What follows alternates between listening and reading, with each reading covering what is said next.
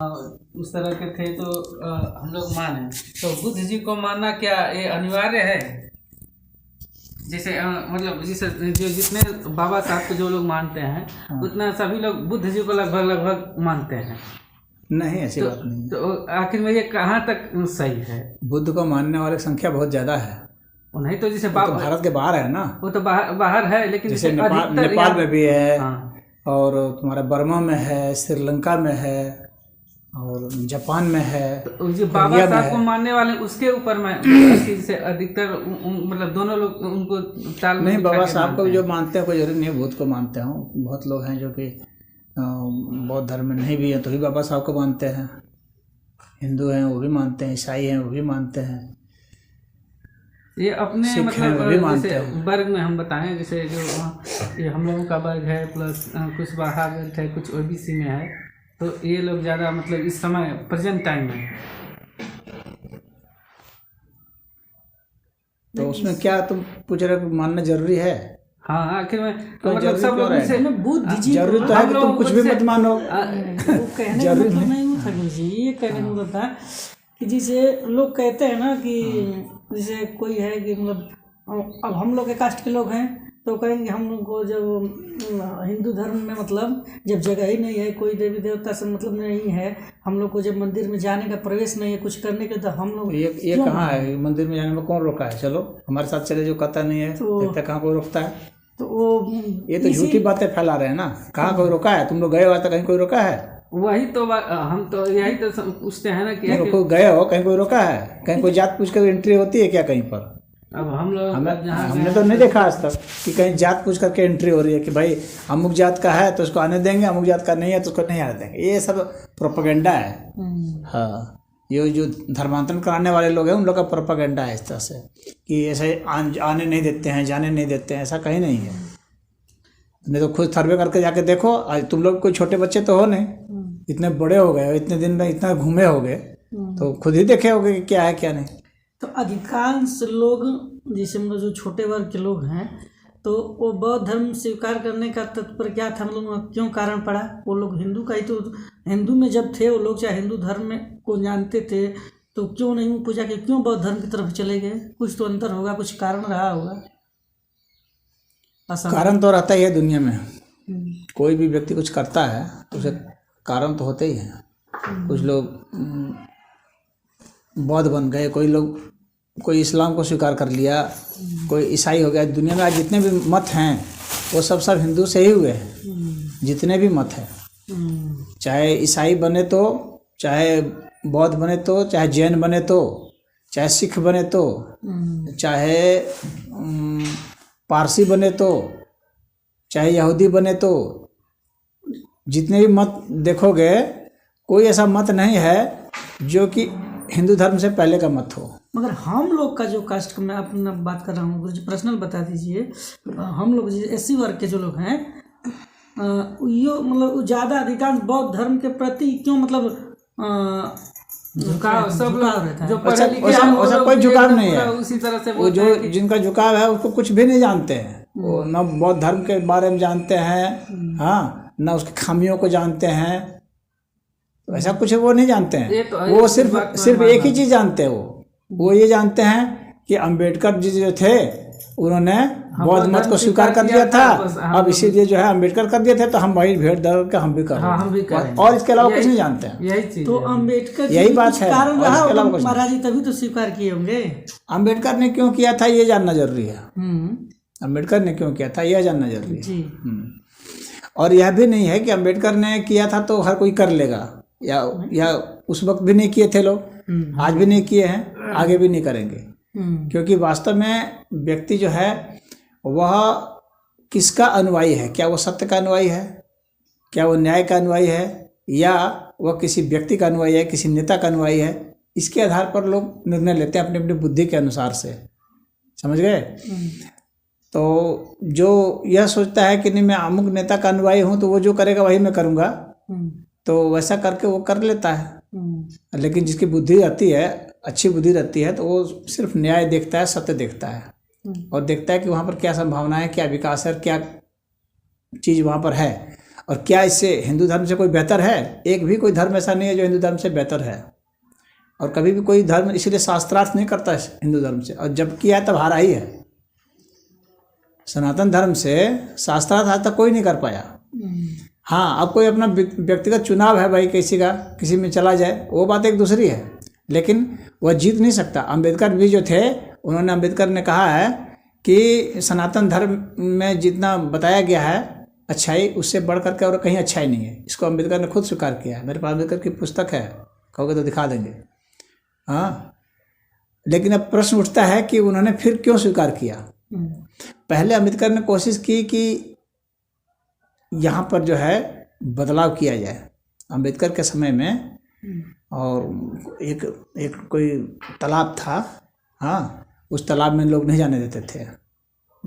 महाड़ सत्याग्रह जो है उन्होंने चलाया था, तो उस तालाब में नहीं जाने दे रहे थे। वो तालाब जो है पंडितों का था, कहते नहीं इस तालाब में हम लोग नहीं जाने देंगे हम लोग को। तो हालांकि वो तालाब जो था वो म्यूनसिपलिटी का था एक तरह से, लेकिन वहाँ चूँकि भाई जिस एरिया का जो रहता है उसका हो जाता है ना एक तरह से, तो उसी का उस पर दबदबा रहता है। जैसे कि यहाँ पर ये तालाब है, तो इस तालाब में यहाँ पर सोनरिया के लोगों का दबदबा है।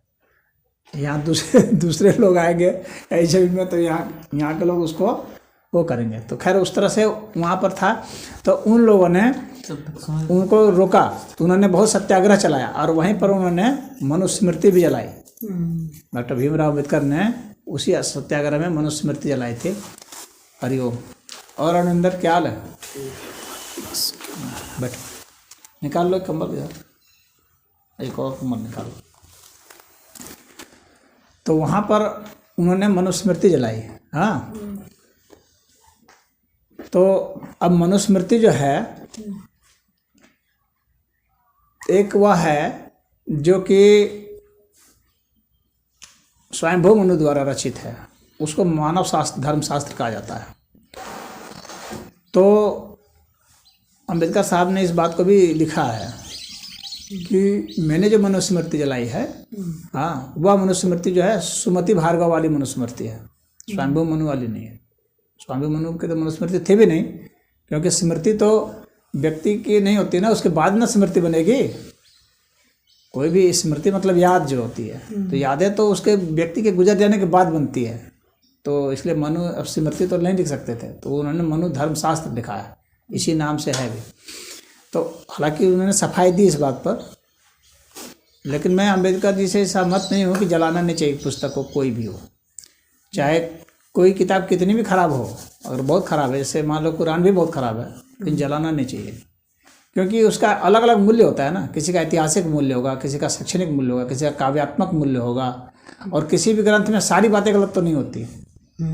हाँ, कुछ बातें तो सही होती हैं। तो खैर उनके भीतर में जो है जातिगत भावना बहुत ज़्यादा थी, और चूँकि वे नेता भी थे तो जातिगत जो लीडर भी थे। तो एक लीडर की भावना और एक जाति की भावना, और समाज में जो कुछ जो है महारों के खिलाफ में बहुत ज़्यादा वो था, तो उसके भी वो आहत थे बहुत।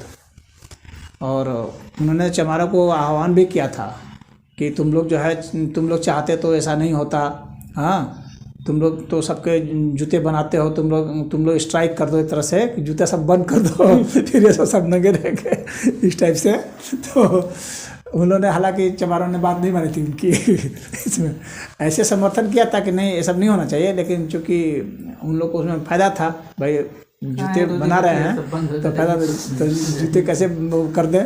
लेकिन अम्बेडकर ने कहा था कि तुम लोग जूते बनाना बंद कर दो तो सबका अकल ठिकाने लग जाएगा, तुम लोग मत दो जूता इन लोग को। खैर वो बात उन लोगों ने नहीं मानी।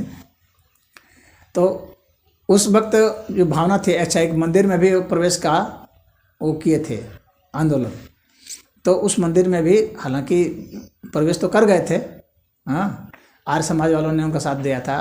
भीमराव अम्बेडकर आर्य समाज से बहुत प्रभावित थे, उसमें पहले वो रहते थे, तो बाद में फिर उससे हट गए आर्य समाज से, क्योंकि वे लोग भी उस वर्ण व्यवस्था को मानते थे।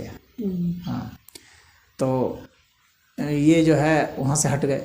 तो ये बौद्ध मत को पढ़े, लेकिन बौद्ध मत को मेरी समझ में पूरा नहीं पढ़े वो, शायद उनके पास समय नहीं था, क्योंकि काफ़ी मतलब बुढ़ापा के समय में आकर के वो हुए थे, मरने के कुछ दिन पहले ही हुए थे, तो पूरा वो नहीं पढ़े थे।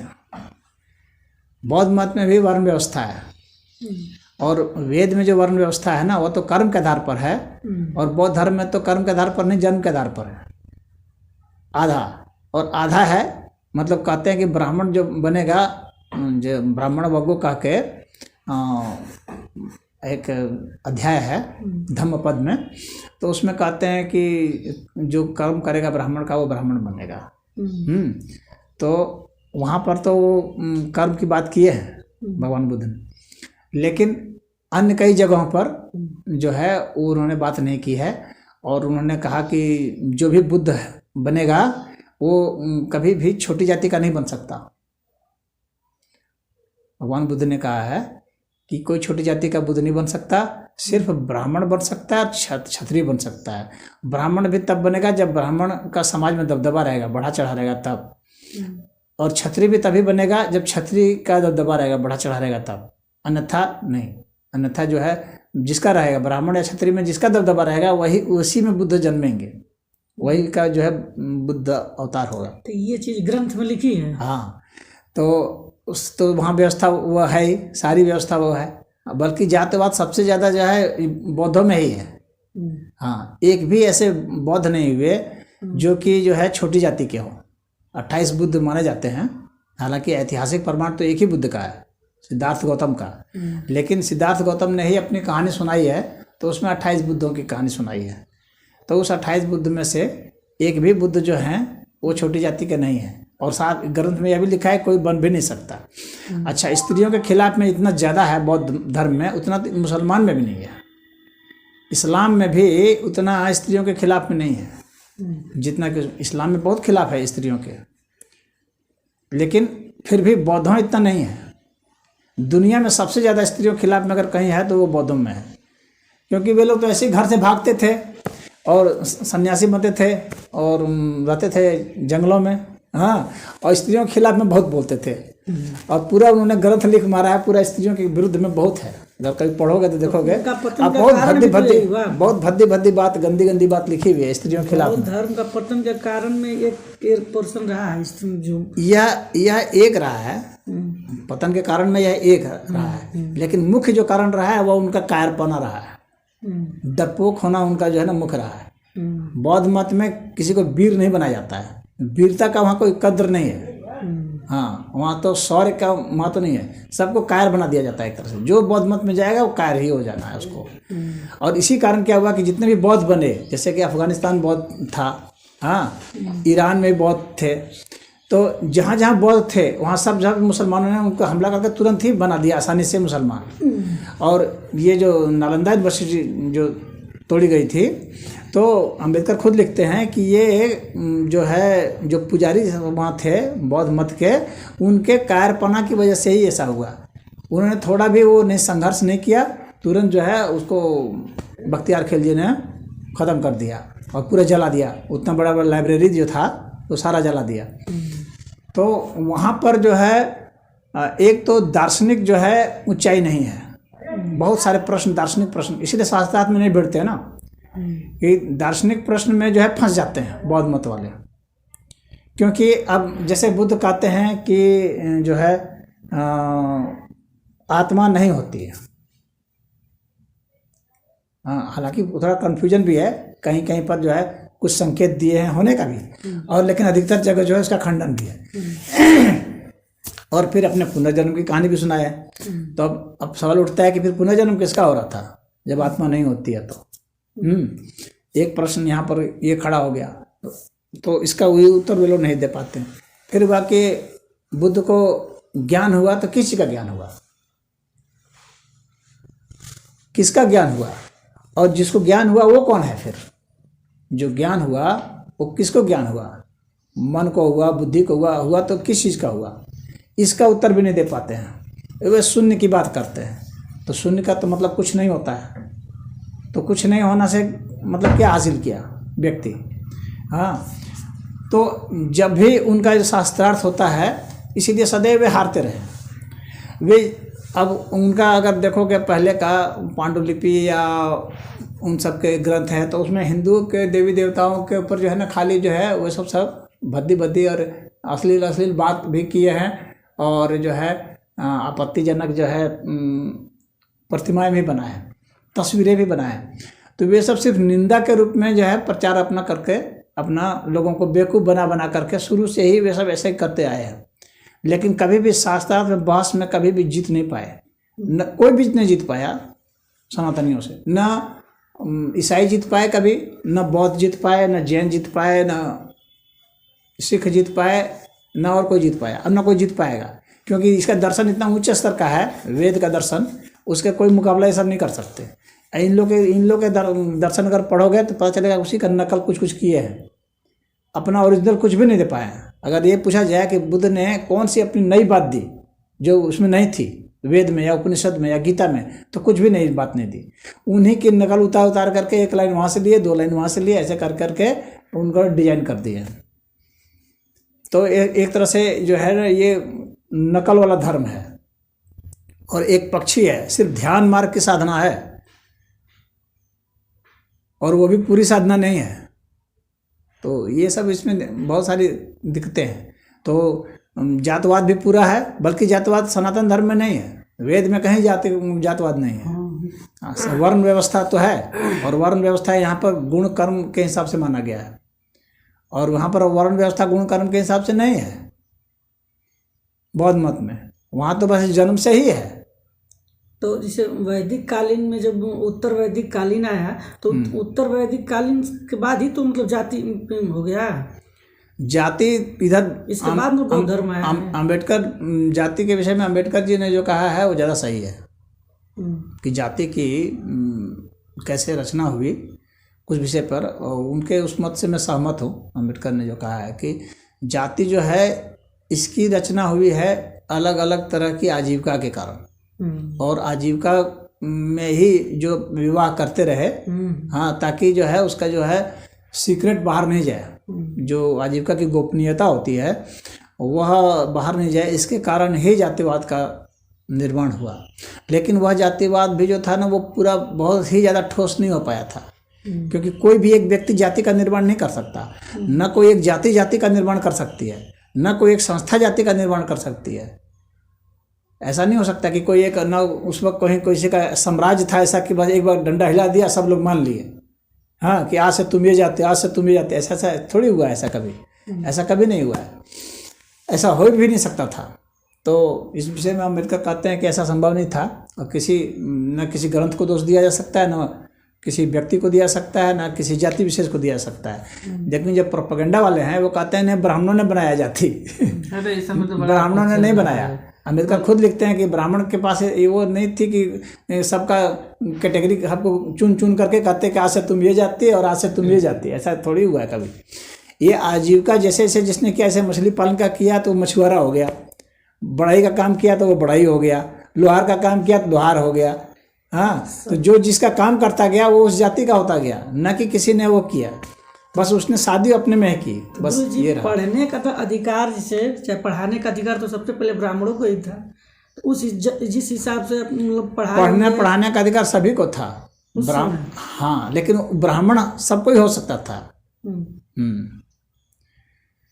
लिखा हुआ है शास्त्र में, शूद्रो ब्राह्मणतामेति ब्राह्मणश्चेति शूद्रताम क्षत्रियात् जातमेव तु विद्यात् वैश्यात् तथैव च। इसका अर्थ हो गया कि शूद्र जो है वो ब्राह्मण हो सकता है, और ब्राह्मण जो है शूद्र हो सकता है, और क्षत्रिय जो है वह भी इनमें से कोई भी हो सकता है, और उसी तरह से वैसे भी कुछ हो सकता है, हाँ। तो ये शास्त्र में लिखा हुआ है, यानी अपने अपने हिसाब से वो हो सकता है। जो व्यक्ति शूद्र का मतलब होता है जो व्यक्ति अशिक्षित है, शूद्र कोई जाति थोड़ी है, वो वर्ण है। और ये कहा गया है जन्मना जायते शूद्रः संस्कारात् द्विज उच्यते वेदाध्यायी भवेत विप्र, जो ये है, और ब्रह्म जानेति ब्राह्मण, ठीक है। तो जो ये है जन्म लिया जो भी व्यक्ति, तो शास्त्र कहता है, वेद कहता है कि जो भी व्यक्ति जन्म लेता है वो शूद्र होता है, यानी वो अशिक्षित होता है, परिपक्व नहीं होता है। तो जन्म ना जायते शूद्र, जन्म से हर व्यक्ति शूद्र होता है। संस्कारात् द्विज उच्यते, जब संस्कार उसको होता है, हाँ, जैसे उपनयन संस्कार हो गया, शिक्षा का संस्कार हो गया, तो वहाँ पर वह दूसरा जन्म पाता है। तो वहाँ पर अब वहाँ गुरुकुल में जब वो जाएगा तब वहाँ पर उसे वर्ण मिलेगा। वहाँ पर वो जाएगा तो वो अपने हिसाब से चुनेगा कि मैं व्यापार वाला पढ़ाई पढ़ना चाहता हूँ, कि मैं लड़ाई वाला पढ़ाई पढ़ना चाहता हूँ, हथियार चलाना सीखना चाहता हूँ, या मैं शास्त्र की पढ़ाई पढ़ना चाहता हूँ, वेदाध्ययन करना चाहता हूँ। यह जो है जब वो ऐसा चयन कर लेता है तब उसके बाद फिर उसमें उसको डिग्री जब मिलेगी लास्ट में तो बता दिया जाएगा कि ये है, ये है, ये है। तो वहाँ 3 वर्ण का और जो है शूद्र के लिए क्या था, वह व्यक्ति जो टेक्नीशियन होना चाहता है, तकनीकी ज्ञान हासिल करना चाहता है, वह व्यक्ति शूद्र होता था। जैसे राजा लोग थे, मान लो, हाँ, तो राजा का महल कोई बनाने वाला था ना, राजा अपने थोड़ी महल बनाता था। बैठिए, राजा का तो महल कोई बनाएगा, हथियार से भी लड़ते थे, हथियार बनाते थोड़ी थे, समझे? हथियार वो बनाते नहीं थे ना, पलंग पर सोते थे लेकिन पलंग बनाते थोड़ी थे। तो जो बनाने वाले सब जितने भी थे कैटेगरी, कारीगर सब जो थे, ये सब शूद्र होते थे। यानी जो टेक्नीशियन जितने हैं सब शूद्र होते थे। ब्राह्मण को पढ़ने पढ़ाने का अधिकार तो था, लेकिन धन कमाने का अधिकार नहीं था। शास्त्र में धन नहीं कमा सकते थे, इसलिए ब्राह्मण सबसे गरीब होते थे। उनको धन कमाने का अधिकार नहीं था। धन कमाने से उनको वैश्य की कैटेगरी में धकेल दिया जाता था, वैश्य वर्ण में शामिल हो जाते थे, या शूद्र वर्ण में हो जाते थे। मान लो अगर टेक्निक का काम करने लगा, शूद्र हो गया, लेकिन पढ़ाते समय वो धन नहीं ले सकता था। हाँ, वो उसको कोई दान दे सकता था, लेकिन दान तो ब्राह्मण लेता था। दान लेने का अधिकार सिर्फ ब्राह्मण को था, लेकिन दान लेकर रखने का अधिकार उसको नहीं था, यानी परिग्रह का अधिकार नहीं था। अब दान तो लेंगे, लेकिन दान अपने पर खर्च नहीं करेंगे, खाने पीने और कपड़ा पहनने के अलावा। यानी भोग की सामग्री आप इकट्ठी नहीं कर सकते। ये ब्राह्मणों के लिए था, बहुत कठिन था ब्राह्मण बनना उस समय। तो ये वर्ण जो है, ये वैदिक व्यवस्था थी। और का मतलब, हाँ, जो मेरा प्रश्न था, हाँ, तुम्हारे प्रश्न पर ही तो मैं बोला। तो एक और मतलब प्रश्न है, हाँ, कि जैसे मतलब उस समय जब बाबा साहब ने बौद्ध धर्म स्वीकार किया, चाहे उस काल की मैं बात कर, उस समय की बात कर रहा हूँ, कि जैसे छोटी कास्ट के जितने लोग थे, तो क्या उनको पढ़ने का अधिकार और मंदिर में जाने और पानी वानी पीने का मतलब अधिकार था? मतलब उस समय रोका गया था इस चीज़ पे? हाँ, उसको रोका गया था। हाँ, ये बात थी। यही तो बाबा साहब को खटकता था सबसे ज़्यादा। इसी पर तो उन्होंने आंदोलन किया था कि तुम यहाँ पर हमको क्यों, कैसे रोक सकते हो? हाँ, इस बात को ब्राह्मण सब रोकते थे। मतलब ब्राह्मण नहीं रोकते थे, लेकिन ब्राह्मण के नाम पर जो ब्राह्मण थे, ब्राह्मण जो है वास्तव में जो ब्राह्मण होता है तो ज्ञान से न होता है, लेकिन जो ज्ञान से नहीं होता है बल्कि ज्ञानी के घर में जन्म लिया है, लेकिन ज्ञान नहीं है, चला रहा है भैंस ही और समझ रहा है कि अपने को कि हम ब्राह्मण ही हैं, वे लोग रोकते थे ऐसा। तो यहाँ पर यही जो तो वे लोग जो रोकते थे, ये घालमेल सबसे बड़ा घालमेल है ब्राह्मण वर्ण का और ब्राह्मण जाति का। ये जो घालमेल है, ये भारत के इतिहास का सबसे बड़ा घालमेल है।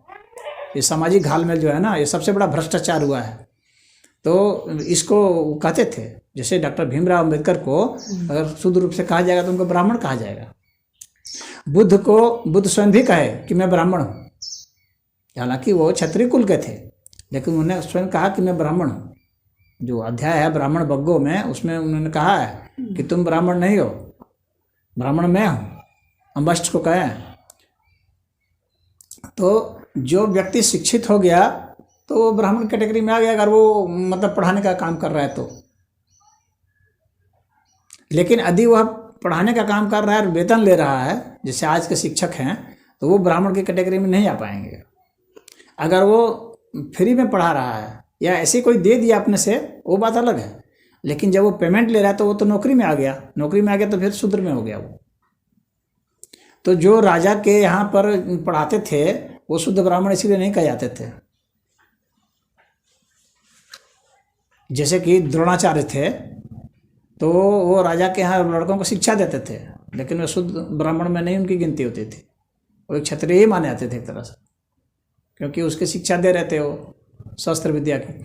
तो डॉक्टर भीमराव अंबेडकर जो है इन सब चीज़ों को झेले, वे स्वयं ब्राह्मणत्व के पद पर पहुँचे।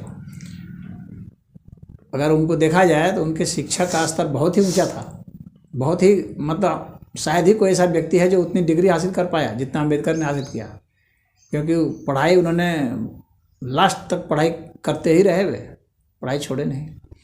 तो उन्होंने जो है हिंदू धर्म को नहीं छोड़ा, उन्होंने हिंदू संप्रदाय को छोड़ा। जो तुम्हारा प्रश्न था ना, उसका मैं बता रहा हूँ, उन्होंने नहीं छोड़ा, क्योंकि संविधान उन्होंने लिखी। संविधान में देखोगे आर्टिकल 25B में, हाँ, तो उन्होंने हिंदू कौन है इसकी परिभाषा उसमें उन्होंने की है। तो उन्होंने हिंदू में बौद्ध को भी शामिल किया है, जैन को भी शामिल किया है, सिख को भी शामिल किया है, और ये आर्य समाजियों को भी शामिल किया है, ब्रह्म समाजियों को भी शामिल किया है। इन सबको कहा है कि ये सब जो हैं, और उधर दक्षिण भारत में एक और है लिंगायतों को भी शामिल किया है। तो इन सबको उन्होंने हिंदू माना है। उन्होंने बौद्ध को एक धर्म नहीं माना है, बौद्ध को एक तरह से एक संप्रदाय माना है। समझ गए? एक संप्रदाय माना, जैसे कि अभी कई संप्रदाय यहाँ पर चलते हैं ना, शैव मत चलता है, वैष्णव मत चलता है, शाक्त मत चलता है, उसी तरह से रविदासी मत है, हाँ, और निरंकारी मत है। तो इसी तरह से उन्होंने इसको एक मत ही माना। तभी तो उन्होंने शामिल किया उसमें संविधान में। ठीक है, तो जब वो हिंदू धर्म मानते थे तो फिर क्यों बौद्ध धर्म स्वीकार किए, चाहे उनको लोग देखते? वो अलग संप्रदाय जैसा हो गया ना। जैसे कि मान लो कि हिंदू धर्म तो बहुत विराट है, उसमें तो नाना प्रकार के संस्थाएं हैं, नाना प्रकार के मत हैं। हाँ, उसमें योग मत भी है, हिंदू धर्म में योग मत भी है, जैसे पतंजलि जी का योग मत है, सांख्य मत भी है, तो वो ज्ञान मत है, वे लोग नहीं मानते। जैसे आर्य समाजी हैं, वे आर्य समाजी मूर्ति पूजा नहीं करते, वो भी सनातनी है ना। तो इसी तरह से इन्होंने बौद्ध मत स्वीकार किया, इसलिए क्योंकि इनको लगा कि इसमें जो है जात पात नहीं है, इनको ऐसा लगा इसमें। हाँ, उस समय समझे, लेकिन ऐसी बात है नहीं ना। उन्होंने ग्रंथ का उतना, हमको लगता है कि शायद उतना सारा नहीं पढ़ पाए होंगे, तो यह नहीं लगा। और दूसरी बात मुझे लगता है कि जब कोई जाति से बहुत ग्रस्त होता है ना, तो फिर वो घृणा से भर जाता है। मेरी समझ में अम्बेडकर के भीतर में एक घृणा भी थी कि अब जो है, अब लगता है कि यहाँ पर वो नहीं होगा। तो जाति से इतना ग्रस्त हो गए थे कि उन्होंने कहा कि चलो अब जो है इन लोगों को दंड के रूप में ही जो है अब मैं स्वीकार कर लूँगा दूसरा। हालांकि जब उन्होंने अपना ये इरादा किया था कि मुझे अपना अब जो है हिंदू धर्म छोड़ देना है, तो बहुत सारे एजेंट सब लग गए। कुछ सिख बनाना चाहते थे उनको, कुछ जो थे मुस्लिम बनाना चाहते थे, कुछ जो है ईसाई बनाना चाहते थे। उन्होंने सबका अध्ययन किया। जब हैदराबाद वो गए थे चंदा मांगने के लिए हैदराबाद के निजाम के पास, तो हैदराबाद के निजाम ने ब्लैंक चेक रख दिया था उनके सामने। कहा कि आप इसमें जितना चाहिए उतना भर लीजिए, जितना आप भरेंगे उतना आपको धन दे देंगे, लेकिन आपको मुस्लिम बन जाना है। तो उन्होंने कहा नहीं, मुस्लिम मैं नहीं बनूँगा, मुझे धन की ज़रूरत नहीं, धन के लिए मैं धर्म कभी नहीं बदल सकता। हाँ, तो उन्होंने फिर उसको छोड़ दिया इस्लाम को। ईसाई लोग भी बहुत पीछे पड़े, उन्होंने उसको भी स्वीकार नहीं किया। उन्होंने कहा कि जो भारत की भूमि में ही जो जन्मा है, हाँ, और जहाँ पर जातिगत की भावना कम है, क्योंकि वहाँ बौद्ध थे ही कहाँ। वर्गीकरण तो तब न होता है जब संख्या ज़्यादा होती है। जब बौद्धों की संख्या ही यहाँ नहीं थी तो जातिगत भेद कहाँ से होता? भेद तो तब न होता है। अब इस्लाम में भी जाके देखो कितनी जातियाँ हैं, ईसाइयत में भी कितनी जातियाँ हैं। जाति तो बन ही जाती है, ये तो पक्का जान लेना। जिस हिसाब से जाति लोग समझते हैं, यानी वर्गीकरण। और जाति सनातन धर्म के हिसाब से जाति क्या है? एक तरफ से जन्मने वाले को जाति कहा जाता है। जैसे मनुष्य एक जाति है, गाय एक जाति है। जाति का अर्थ ही होता है जो एक प्रकार से जन्मता हो। तो हर मनुष्य एक प्रकार से जन्मता है, इसलिए सनातन धर्म जो है सबको मनुष्य जाति ही मानता है। सनातन धर्म में वर्ण की बात है, जाति की बात नहीं है, कहीं मानता नहीं है। विवाह भी देखोगे, विवाह के जो मंत्र होते हैं, विवाह के मंत्र में कहीं जाति का नाम नहीं होता है। विवाह के मंत्र में सिर्फ कुल का नाम होता है, गोत्र का नाम होता है। विवाह का जो मंत्र है उसमें कहीं जाति का उल्लेख नहीं होता है। यानी कोई किसी से विवाह कर सकता है, किसी वर्ण से विवाह भी कर सकता है, सिर्फ अपने गोत्र में और कुल में विवाह करने के लिए मना है। अपने गोत्र में आप शादी नहीं कर सकते, और बाकी जाति का कहीं विवाह में भी नहीं है। तो इसीलिए जाति का तो यहाँ पर ऐसा है नहीं। मतलब जो सनातन धर्म के ग्रंथ है, मैं ग्रंथ की बात कर रहा हूँ, सनातन धर्म में कहीं कोई दोष नहीं है। सनातन के समाज में तो दोष हो सकता है। समाज एक अलग चीज़ है, धर्म एक अलग चीज़ है। सनातन धर्म में जैसे वेद है, उपनिषद है, गीता है, इसमें कहीं प्रकार का कोई दोष नहीं है। समाज में तो चलो दोष बनता है, बिगड़ता है, मिटता है, ये बात अलग है। कई प्रकार के दोष आते हैं, जाते हैं, जातियाँ बनती हैं, उपजातियाँ बनती हैं। जैसे यादवों में भी जाति है तो उसी में डंडहोर है और ग्वाल है, इस उपजाति हो जाती है। तो फिर महाराज जी कहाँ से ये चीज़ आया कि लोग छोटी कास्ट के लोगों से घृणा मतलब करने लगे, अपने साथ खिलाते नहीं थे? इसका उत्तर अम्बेडकर साहब ने ही दिया है। इसका उत्तर उन्होंने अपने ग्रंथ में दिया है। उनकी किताब का नाम है कोई भारत में जातियाँ, और उस तरह कुछ नाम है, मैं भी बोल रहा हूँ, लेकिन मैंने उसका दृष्टांत पढ़ा है। उसमें उन्होंने कहा कि पहले 3 ही वर्ण थे, ब्राह्मण, क्षत्रिय और वैश्य, शूद्र नहीं थे। और ये शूद्र जो आज समझे जाते हैं, मतलब बाद में जो शूद्र हुए तो वे क्षत्रिय थे। तो अम्बेडकर जी कहते हैं कि पहले वे क्षत्रिय थे, सूर्यवंशी क्षत्रिय थे। तो वे राजा थे, अन्य भी राजा थे, अन्य वंशी वाले भी राजा थे, ये सब भी राजा थे। इन लोगों ने क्या किया कि ब्राह्मणों को सताना शुरू किया, और ब्राह्मणों के प्रति बहुत घृणा, और ब्राह्मणों को मारना, पीटना, उनको सताना, ये सब शुरू किया। उस तरह के राजे और उनके अनुयायी सब जितने थे। तो धीरे धीरे ब्राह्मणों ने उपनयन संस्कार उनका बंद कर दिया, उनका बहिष्कार कर दिया। और ऐसा करने पर क्या हुआ कि वे कट गए, अलग हो गए। क्योंकि और ब्राह्मण उनकी निंदा करने लगे हर जगह कि ये सब लोग जो हैं ये सब करते हैं, तो निंदा करने लगे, उपनयन संस्कार बंद कर दिया। तो इसके बाद बाबा साहब लिखते हैं कि 4 वर्ण का निर्माण हो गया। अब जिनको ब्राह्मणों ने उपनयन संस्कार इनका बंद कर दिया, हाँ, तो वे लोग शूद्र कहलाने लगे। क्योंकि उनको अब वो जो है शिक्षा देना बंद कर दिए कि जब हम कोई लोग मारते हैं, पीटते हैं, तो इनको हम लोग क्यों पढ़ाएं लिखाएं, हाँ, ये अपने जैसे चाहें वैसे पढ़ें। हाँ, तो उन लोगों ने भाई अपने जैसे भी व्यवस्था किया, अपने पढ़ने लिखने का वो किया। तो ये ब्राह्मणों ने किया, हालांकि ग्रंथ ने नहीं किया। तो ग्रंथ ने मतलब ऐसा नहीं किया, लेकिन ये ब्राह्मण जो वर्ण थे उस समय के, उन लोगों ने ऐसा किया। तो उससे 4 वर्ण तैयार हुए। अब ये 4 वर्ण हुए तो ग्रंथ ने फिर भी उनको जो है वो किया कि भाई आप आइए और अपना शिक्षा ग्रहण कीजिए, सबके लिए शिक्षा है। यजुर्वेद में भी बताया गया है, हमारे कुछ वीडियो भी हैं इस पर, चाहो तो देख लेना। तो उसमें उन लोगों ने अलाउ किया कि भाई ठीक है आप आइए, लेकिन उपनयन संस्कार जो है ना, जो कट्टर जो वे थे, उन्होंने फिर भी नहीं किया। हाँ, और वो परंपरा जारी रही। तो अम्बेडकर कहते हैं कि इस तरह से शूद्र वर्ण का निर्माण हुआ। फिर अब जो है, अब उसमें जातियाँ होती गई। अब लोग पिछड़ते क्यों हैं, पहले हमको ये समझना पड़ेगा कि लोग पिछड़ते क्यों हैं। हम जो भी कर्म कर रहे हैं, उस कर्म की अगर हमको कीमत नहीं मिलेगी तो हम पिछड़ जाएंगे आर्थिक रूप से, समझ रहे हो। जैसे हम कुर्सी बना रहे हैं, कुर्सी के हमको पूरा अच्छा दाम नहीं मिले, कम दाम मिले, तो हम पिछड़ जाएंगे। तो इन लोग को दाम पूरा नहीं मिलने लगा, पंगा लेने के कारण भी, या समाज में उसकी उतनी डिमांड नहीं रही होगी उस तरह से, तो उनके दाम घटने लगे। दाम घटने लगे तो गरीबी बढ़ने लगी। फिर गरीबी बढ़ने का एक कारण और हो गया कि वे ही लोग जितना चाहते थे उतना देते थे, क्योंकि उस समय उतनी संपत्ति नाम की कोई बहुत चीज़ थी नहीं।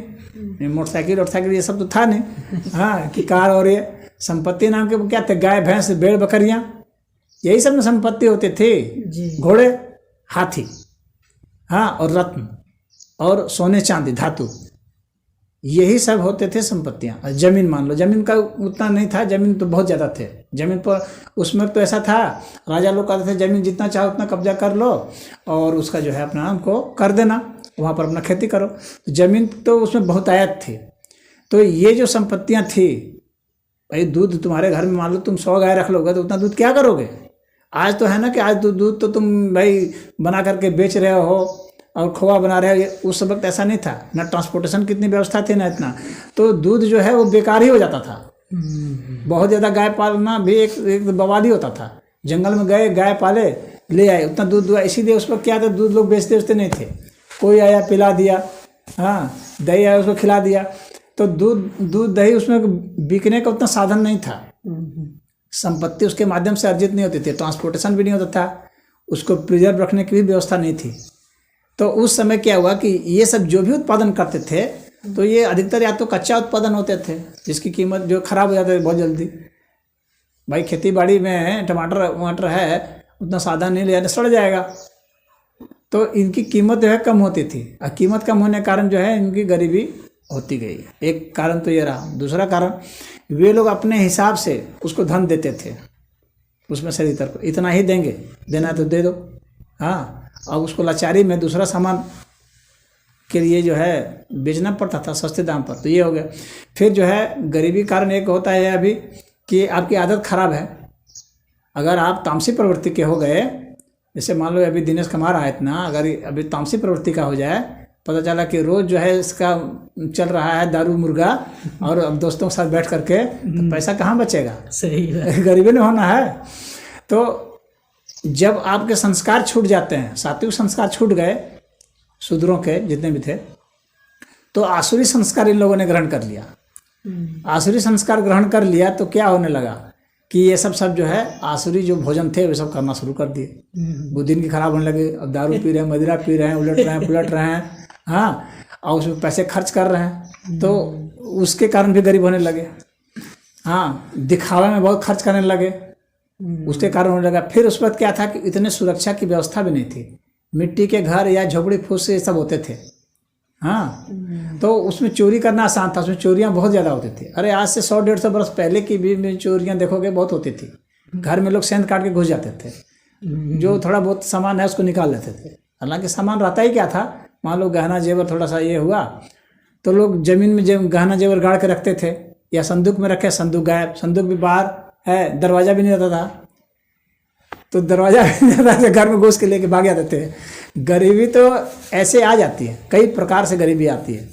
तो इस तरह से ये गरीब होते चले गए। जब जो व्यक्ति गरीब हो जाता है ना, उसका वैल्यू घट जाता है, वजन घट जाता है समाज में। आज भारत का वैल्यू बढ़ रहा है, क्यों बढ़ रहा है? क्योंकि भारत के पैसे बढ़ रहे हैं। यही भारत था आज से मतलब 25-30 वर्ष पहले तो सपेरों का देश माना जाता था, वैल्यू नहीं थी इसकी। आज वैल्यू विश्व में बढ़ रही है क्योंकि धन बढ़ रहा है। अमेरिका की वैल्यू क्यों? धन बढ़ रहा है। संस्कारी थोड़े बहुत अच्छे हैं, धन की वजह से उसको ज़्यादा महत्व मिल रहा है। तो धन जब बढ़ता है तो महत्व मिलता है। अमेरिका ने क्या जो लोगों को संदेश दिया था, जितने भी दलित वर्ग थे, अम्बेडकर ने क्या कहा? खूब पढ़ो। शिक्षित होने से क्या होता है कि व्यक्ति को वो क्षमता आ जाती है, शक्ति आ जाती है कि वो धन अर्जित कर सके। हालांकि बहुत धनी नहीं हो सकता, बहुत पढ़ने लिखने वाला मेरी समझ में बहुत धनी नहीं हो सकता, वो एक औसत दर्जे का हो सकता है। पढ़े लिखे तो अम्बेडकर भी बहुत थे, सबसे ज़्यादा पढ़े थे, लेकिन सबसे ज़्यादा धनी कहाँ बन पाए? नहीं बन पाए ना। टाटा, बिरला, जिंदल